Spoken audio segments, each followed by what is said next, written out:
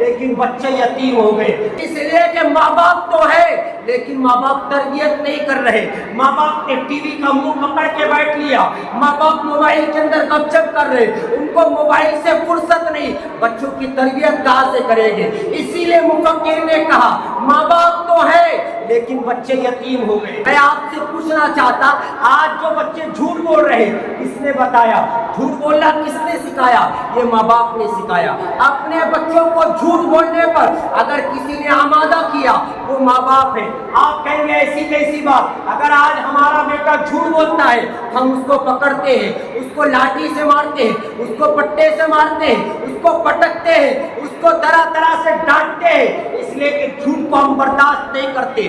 آج ہر باپ یہی کہتا۔ تو میں پوچھنا چاہتا، آج بچے جھوٹ بول رہے تو کس نے جھوٹ بولنے پر آمادہ کیا؟ کس نے بچوں کو جھوٹ بولنا سکھایا؟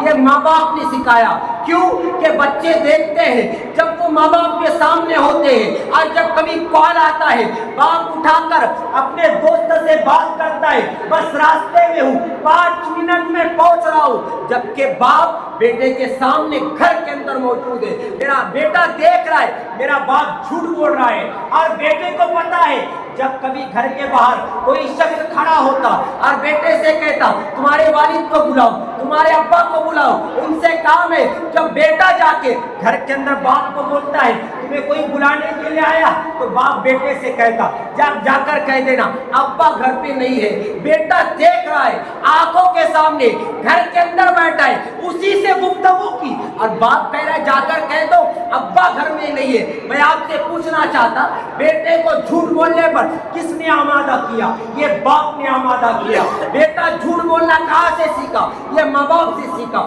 باپ کے گھر سے سیکھا۔ آپ نے نہیں دیکھا حضرت غوث اعظم رضی اللہ تعالیٰ عنہ کو مدرسے کے اندر لے جایا گیا بسم اللہ خوانی کے نام پر، اور ان سے کہا گیا بسم اللہ پڑھو، تو وہ غوث پاک نے 17 پارے سنا دیے۔ میں آپ سے پوچھنا چاہتا، یہ 17 پارے کے حافظ کہاں سے بنے؟ جب ان سے پوچھا گیا تو انہوں نے کہا جب میں ماں کے شکم میں تھا میری ماں قرآن کی تلاوت کرتی تھی، میں پیٹ کے اندر قرآن کو سنتا تھا۔ میں آپ سے پوچھنا چاہتا، اگر ماں قرآن کی تلاوت کرے اور بیٹا ماں کے شکم میں ہو تو دنیا میں آنے کے بعد وہ 17 پارے کے حافظ بن جاتا ہے۔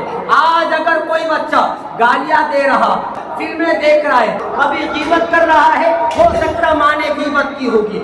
یہ بچوں کے لیے ماں باپ کی ذمہ داری ہے، جب بچہ پیٹ میں ہو یا پھر دنیا میں آ گیا ہو تو ان کے لیے ضروری ہے کہ اپنے بچوں کی تربیت کے لیے اپنی زندگی کو بدل دے۔